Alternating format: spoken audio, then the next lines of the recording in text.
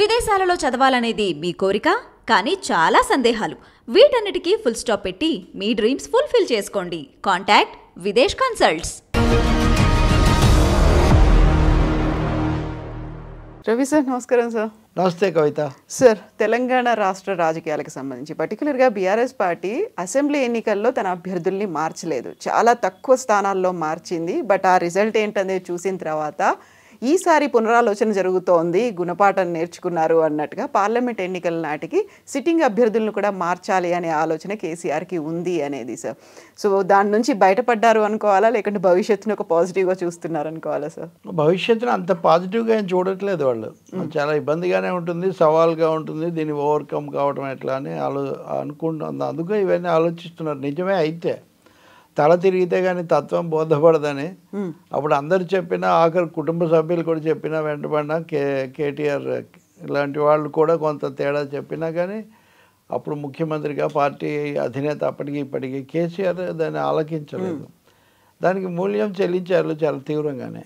అంటే అనేక కారణాల్లో ఆలోచన మార్చుకోవటం అంటే అభ్యర్థులను మార్చడం చాలా సులభం, మనం మార్చుకోవటం చాలా కష్టం.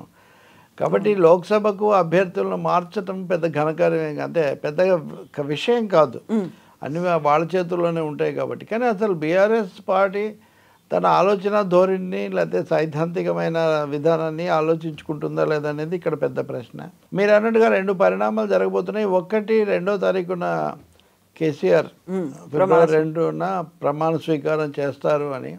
వాస్తవంగా అదొక ఫార్మాలిటీ, లాంఛనంగా ఎన్నికైన సభ్యులందరూ సభలో ఒకసారి ప్రమాణ స్వీకారం చేస్తే కానీ మళ్ళీ సభలో వాళ్ళు అది జరుగుతుంది.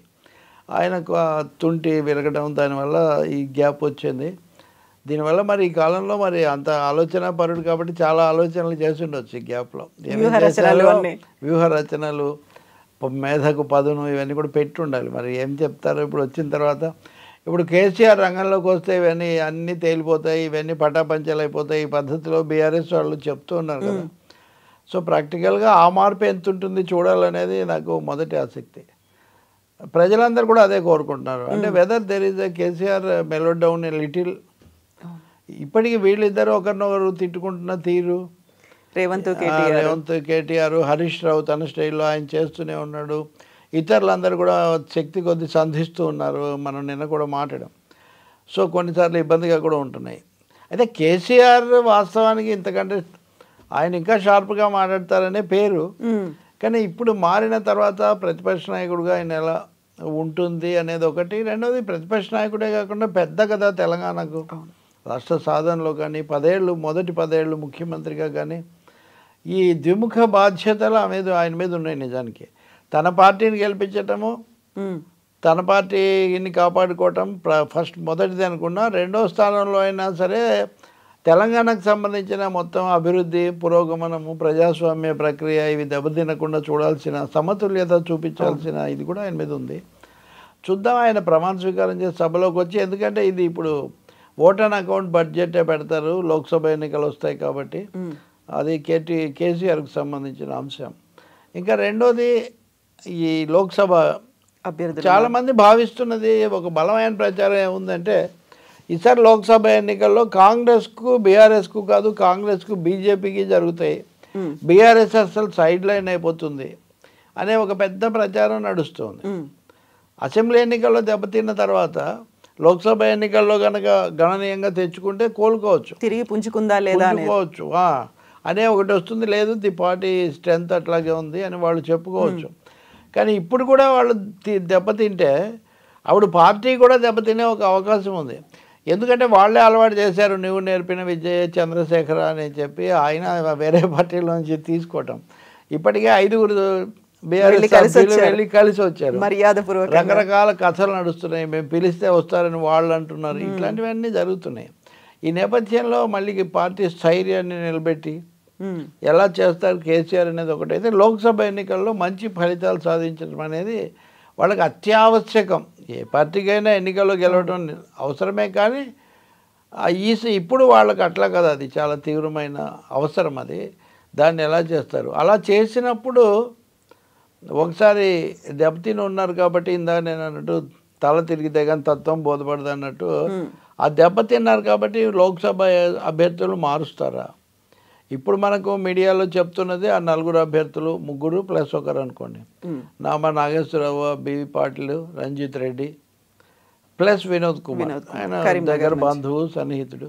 ఆయన వీళ్ళ వరకు ఖరారు చేశారు. మిగిలినవన్నీ చర్చలో ఉన్నాయి, పరిశీలనలో ఉన్నాయంటున్నారు. అదే సమయంలో అసెంబ్లీ కంటే లోక్సభకు చేసేవాళ్ళు కొంత మోతుబర్లు పెద్దవాళ్ళు ఉంటారు.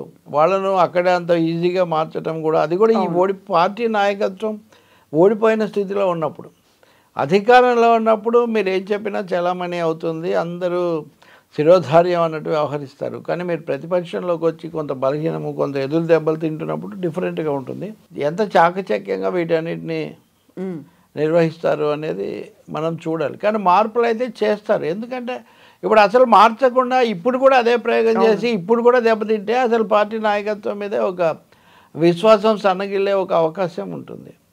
అలాగే అనేక ఫిర్యాదులు ఉన్న వాళ్ళనే వీళ్ళు ఎందుకు కొనసాగిస్తున్నారు, వీళ్ళకి వెస్టెడ్ ఇంట్రెస్ట్ ఉంది అనే విమర్శ కూడా మూట కట్టుకోవాల్సి వస్తుంది. సో నేను అనుకోవడం తప్పకుండా ఎక్కువ మందిని కనీసం ఒక సగము అట్లా మార్చే అవకాశం ఉంటుంది.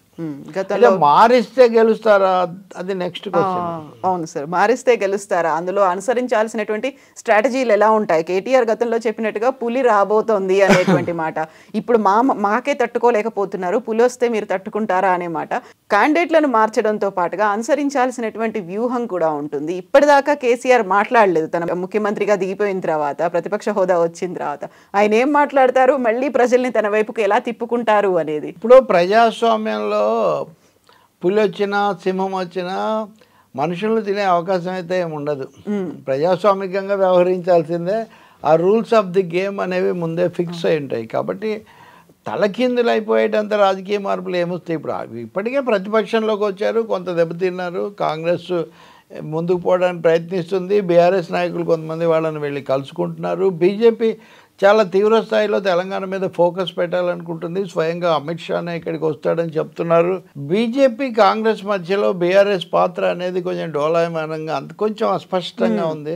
వాళ్ళ ఫోకస్ ఏమో ఎక్కువగా కాంగ్రెస్ మీద ఉంది, మెన్షన్ ఏమో బీజేపీని మెన్షన్ మటుకు వాళ్ళు చేస్తున్నారు.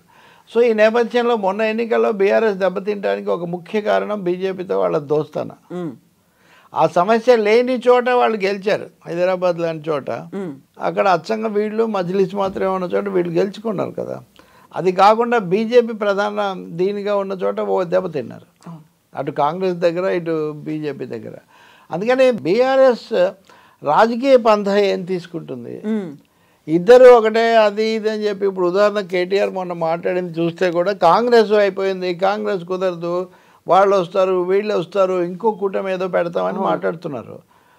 నా ఆలోచన ప్రకారం చెప్పాలంటే వాళ్ళు సర్వం చక్రం తిప్పినప్పుడే వాళ్ళు ఒక కూటమి పెడతామంటే వాళ్ళతో ఎవరు కలిసి రాలేదు. అటువంటిది ఇప్పుడు ఓడిపోయి బలహీనపడి మళ్ళీ తమను తాము నిలదొక్కుకోవడానికి ఎలా రివైవ్ అవ్వాలి చేస్తున్న వాళ్ళను దేశంలో ఇతర రాష్ట్రాలు పెద్దగా పట్టించుకునే అవకాశం ఏమి ఉండదు. ఉదాహరణకు ఎన్టీఆర్ ఎగ్జాంపుల్ తీసుకుంటే ఎన్టీఆర్ అపోజిషన్ యూనిటీకి చాలా గట్టిగా నిలబడేవాడు, అది కూడా సెక్యులర్ పార్టీస్కే. ఆయన నేషనల్ ఫ్రంట్ స్థాపనలో కూడా ముఖ్య పాత్ర వహించాడు. కానీ ఎప్పుడైతే ఎన్నికల్లో లోక్సభలో 2 స్థానాలు మాత్రమే వచ్చాయి తెలుగుదేశం పార్టీకి, తెలుగుదేశం, డిఎంకే, ఏజీపీ ఇవి 3 డిసప్పాయింట్ చేసాయి వీపీ సింగ్ను. వీపీ సింగ్ జనతాదళ్ ఏమో 134 సీట్లు తెచ్చుకుంది.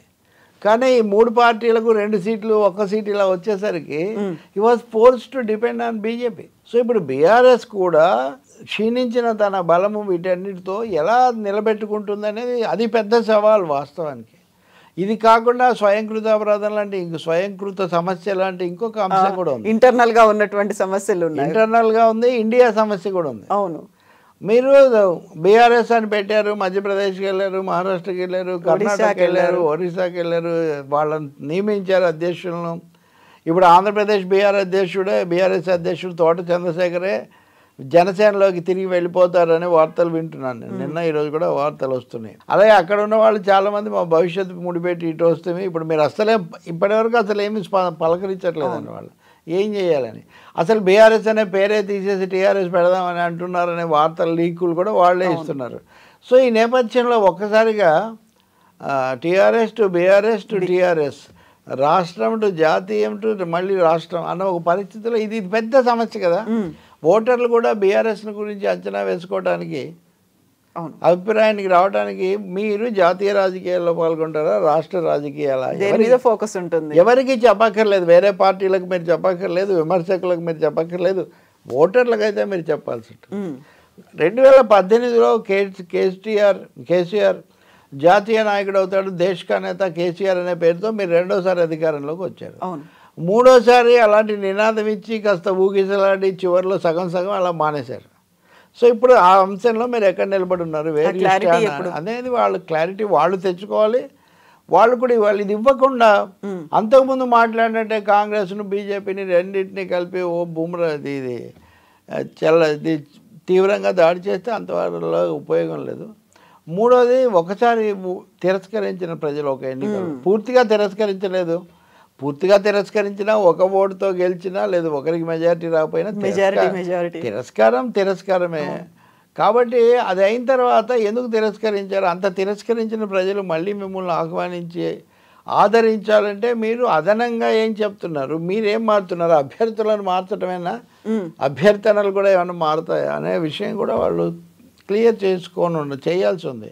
కానీ నేను గమనిస్తున్నంతలో అలాంటి ధోరణి ఏమీ వాళ్ళ దగ్గర కనపడలేదు. ఆ మార్పు వాళ్ళతో రాలేదు. ఇంకా అంతకుముందు ఫలానాది లేదు అని ఓటర్ మీ నుంచి వెనక్కు మళ్ళిన ఓటరు మళ్ళీ మీ దగ్గరికి రావాలంటే వీళ్ళు పరిశీలించుకుంటున్నారు, ఆత్మవిమర్శ చేసుకున్నారు, కొన్ని విషయాలు సవరించుకుంటున్నారు అనే మెసేజే లేదు. ఈ 3-4 months టైం పీరియడ్లో ఏం చేశారు? కాబట్టి అభ్యర్థులను మారిస్తే ఆటోమేటిక్గా గెలుస్తారు అనేది ఏమీ నిజం కాదు. ఒకటేమో ప్రజల విశ్వాసం పొందాలి, తమ పద్ధతులు మార్చుకున్నాము, అప్పటిలాగా మరి ఏకపక్షంగా మేము ఉండబోము, ఎజెండా ఏముంది అనేది చెప్పాలి. మూడోది, బీజేపీ విషయంలో మాకేం అస్పష్టత లేదు, మేము ఎదుర్కొంటాము అనే అంశం చెప్పాలి. నాలుగోది, ఇది వరకు దగ్గరికి తీసిన చాలా పార్టీలు వాటికి జాతీయ స్థాయిలో మీరు అక్కడ వాళ్ళతో దగ్గర అయింది లేదు, ఇంకోటి అయింది లేదు, వాళ్ళకు కూడా సందేహాలు సృష్టించి పెట్టారు, వాటిని మీరు క్లియర్ చేయాలి. ఐదవది, మీరు అన్నట్టుగా అంతర్గత సమస్యలు చాలా ఎక్కువ ఉన్నాయి. ఇందులో చాలా క్లియర్గా ఒక మాట, ఓవర్లోడ్ అయిపోయింది మా కారు, పోయేవాళ్ళు పొండి, మేము బతిలాడుకోము, ఉన్న మిమ్మల్ని నుంచే డెవలప్ చేసి ఇది అదే కింద పడి లేచి ఇదేదో విన్యాసం అన్నట్టుగానే ఉంటుంది. అది వాళ్ళని ఆపే శక్తి ఉంటే ఎవరైనా కానీ బలమైన ఎమ్మెల్యేలు ఎంపీలు పోకుండా ఆపుకుంటారు. సో ఆపలేమో అన్న అపనమ్మకం అప్పుడే వచ్చేసిందా? అసలు ఏ పార్టీ అయినా పోయేవాళ్ళు పోతేనే మంచిదే అని అంటే అసలు ఆ పార్టీలో దానికి ఏమైనా ఒక సీరియస్నెస్ ఉంటుందా? ఇదే ఒక విధమైన ఏమనాలి, అశాంతి, ఒక విధమైన ఇబ్బందికరంగా మాట్లాడే మాటలు తప్ప ఇవేవి ఏ పార్టీ కూడా పోయేవాళ్ళందరూ పోతే మాకేం పర్లేదు అనుకో. చాలామంది పోయారు.